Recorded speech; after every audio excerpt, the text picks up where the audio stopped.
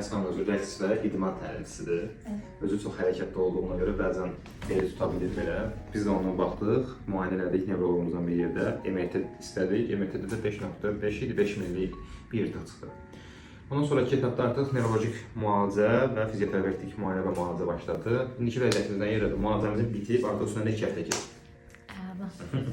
Yəni üzümdən, gülüşümdən bəllidir ki, ilk gəldiyimdə doktor da, bütün buradakı çalışanlar da, şagirdlərim də bilir ki, yeriyə bilmirdim. Yəni bildiyiniz divarlara belə tutunaraq yerirdim. Hər kəs biri mənim bu qolumdan, birisi digər qolumdan tuturdu. Amma xeyr, şükürlər olsun, hər şey əladır.